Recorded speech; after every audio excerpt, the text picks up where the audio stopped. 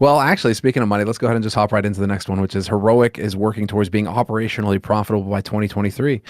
The reason why I bring this up is that already they've begun some layoffs, laying off what they say is a quarter of their workforce, mainly in marketing and content production. But that is actually really interesting to me. Where it's just they're saying, like many other companies, we're experiencing a tougher market, and they have raised some money recently.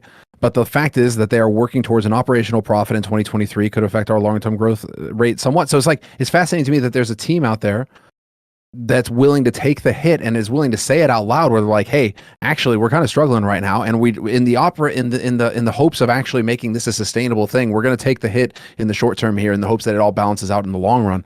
But I thought that was fascinating that they were willing to go along and say, okay, we're still looking for money to bring it in, but we are trying to make it to so that we're not just hemorrhaging money either, like everybody else at the top of this scene who seem to be fine just hemorrhaging money left and right. So I mean, had you heard anything about this Heroic group and them making these kinds of changes? No, but I actually personally, people might find this wild, but I think this is bad news. And here's why. Mm-hmm. Because if all your competitors are not only willing to run at a loss, but an enormous loss, if you go and look at like some of the teams, the Astralis, they lose millions every year. I bet teams like Navi, all the rest of them will be losing millions and millions and millions all year for their whole teams. How are you operationally going to beat them?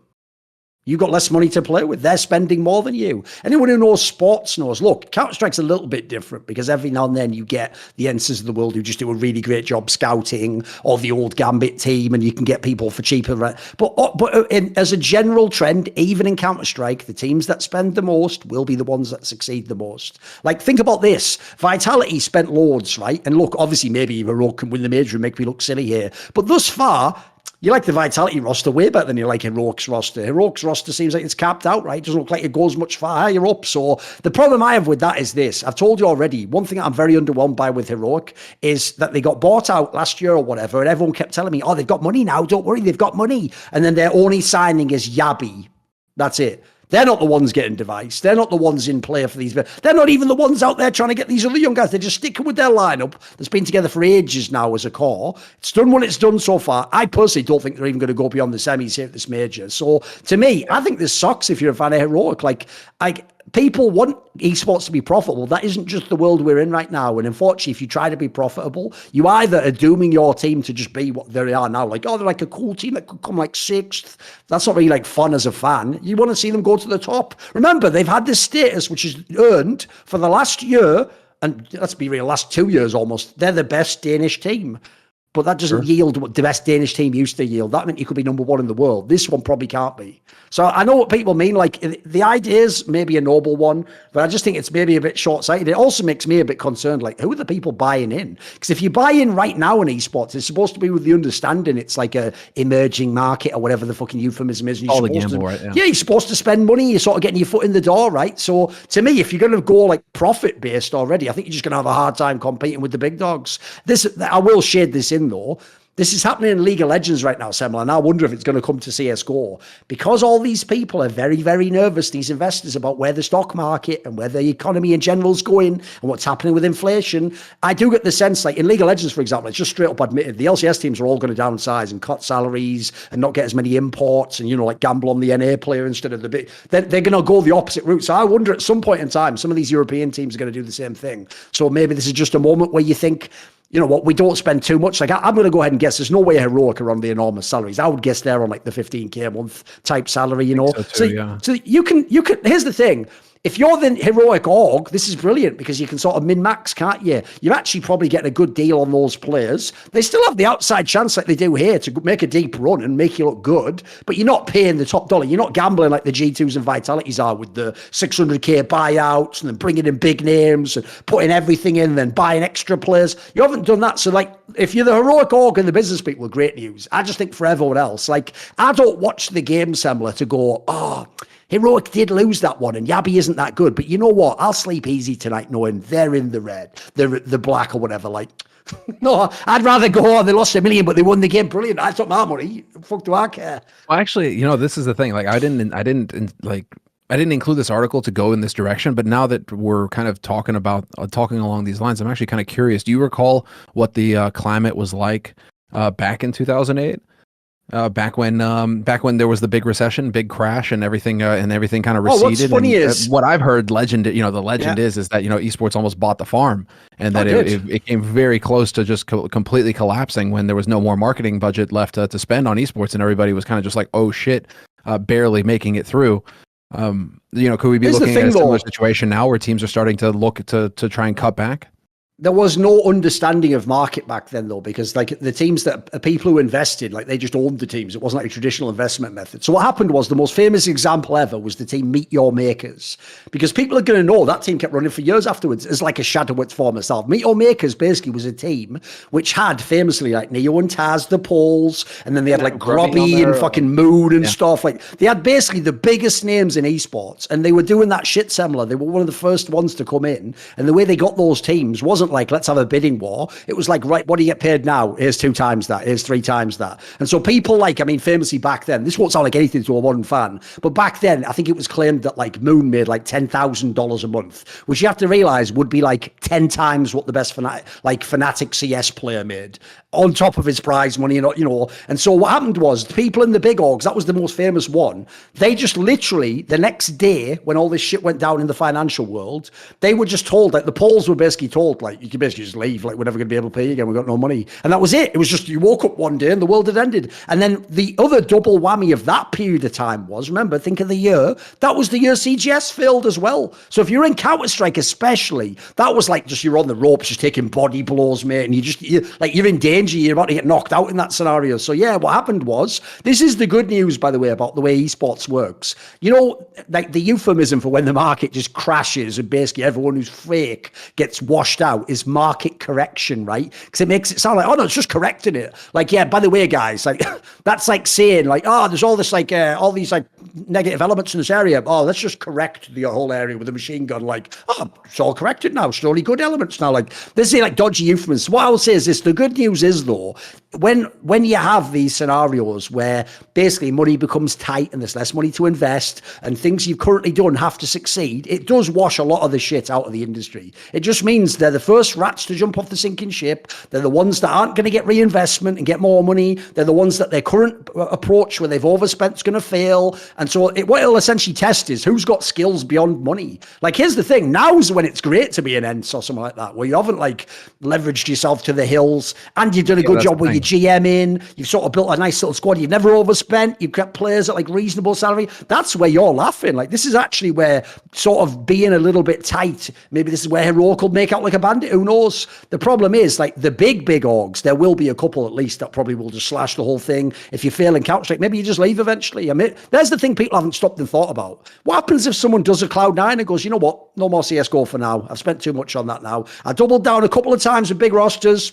It's not for me. Because what a lot of people won't know at the moment is one of the biggest factors as to whether someone is in an esport isn't how profitable the esport is. It's just if the owner likes that game or not, and the investors like that game. So famously, in my opinion, the only thing that actually keeps people like G2 in CSGO is that they A, have a track record of having fans in the game, and B, the owner very much liked CSGO and wanted to succeed sort of for his own reasons. It wasn't because it was the best game, because when I've gone and talked to some of those guys that you'll know from Overwatch League, like Andy Miller from NRG, like super legit businessman with amazing like real world business experience, has had mega success in Overwatch League and other games. The NRG guy, if people remember, who used to be in CSGO where they sold their team to EG, right? The thing is though, he just doesn't care about CSGO. So to him, he's like, actually, I don't like the CSGO market that much. It doesn't have like a franchise league. I don't feel as though like it's going to be profitable. So for now, I'll just stick with the other games. I'll do Valorant, I'll do Overwatch. So at the moment, a lot of fans probably don't even realize that we're actually getting away in these tough times in the market.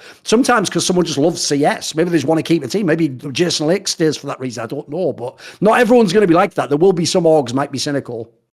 I think complexity, like the way you mentioned that though, is like you could actually see this bloat that we've been talking about for a long time in terms of player salaries. I mean, just costs in general.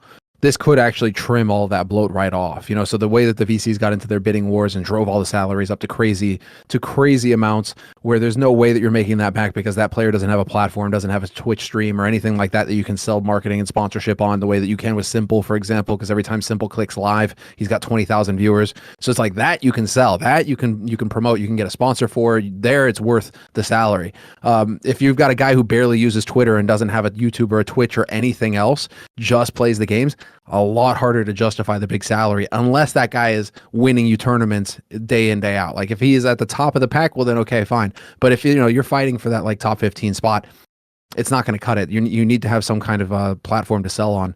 So what I'm wondering about now is just like how much of a situation is this where we'll get to see the bloat get cut off, it'll scrape the jelly off their backs in a sense, and we'll actually start to see a return to normalcy in a sense of like reasonable salaries where it's like, okay, this is sustainable. We've determined like what is sustainable now in terms of like the ad revenue, in terms of the sponsorships, like what we can actually do, what we can actually sustain. We're gonna come back to reason into like a sustainable thing, and this is gonna level it all out again.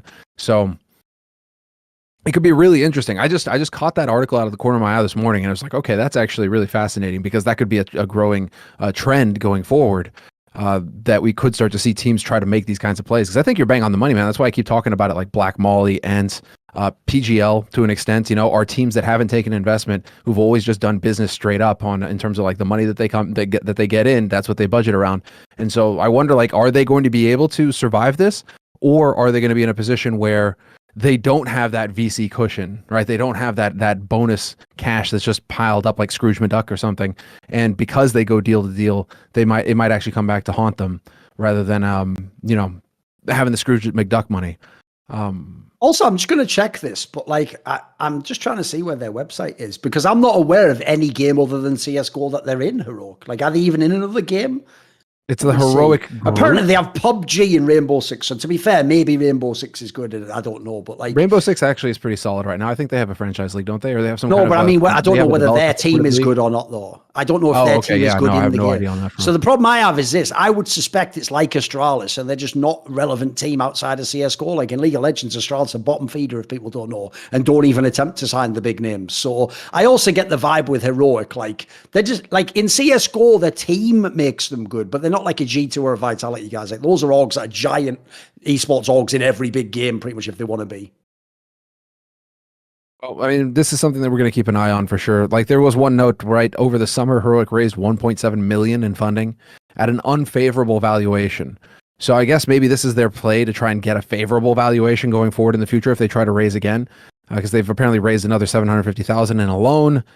So like I can only guess that this is them trying to pivot right now to try and trim some fat and make it look a little bit more favorable and maybe lower some of the costs involved. Maybe people will be.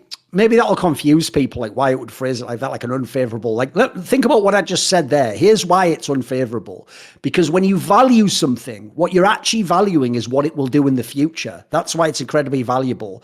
Like, you're not doing it based on like they were good in the past. Like, that's why Astralis didn't go on the stock market and just get an incredible amount. Because if anything, they were never going to get the success they had with the old CSGO team. That had been and gone. So the problem they have in this team is this: all the value of Heroic in CSGO is the fact that the players are good. If they don't have those players, this becomes an average-ass team. They're not relevant. Even those slots they have the Blast slot, they have the EPL slot, but like they require teams to do anything within that. Like just being in the league isn't enough. And then, as you say, think about this: where's their big streaming personality? Cadian's like a not bad fan favorite. He's not some massive streamer, and the rest of them, by the way, are nobodies in the streaming world. They're absolute nobodies. So the problem is, you don't have a lot of assets here in this team. You're actually just sort of living and dying on the CS:GO team, as far as I know. I'm just wondering, I mean, what happened with Astralis recently? Because they've plummeted again. Every time you mention Astralis, I check their share price just to see where they're at, and they've gone even lower now. They were floating around like two Danish crowns for a good long while, but now they've even pitched under that to 1.94. So man, like I just really wonder what's going on with the Astralis, what their game plan is on Astralis to keep things going. It does make you cynical, or not cynical, but just the whole config play. If they're strapped for cash, yeeting config instead of holding on to them just makes a whole lot more sense now, because now they have money to play with for device, and they have maybe, what they need to get Stare on board without actually having to increase budget, because it doesn't sound like they have much budget to work with. It's brutal. All right. Well, we're gonna keep an eye on things. Obviously, I think we're gonna be talking a lot more of like stories like this going forward. It's just gonna, I feel like it's gonna be a thing in esports. We're just gonna have to keep an eye on. But yeah, worth mentioning for you all. And also, in case you're wondering, we are for this show, like this episode, and going forward, we're going to have all of the links below. So if you're curious about the source, if you want to read the article for yourself, we'll have the links in the description below, so you can go and check it out for yourself and see what's what. See more cool, funny, interesting clips based on topics from my content? Well, subscribe to this channel then, or be a pleb and don't.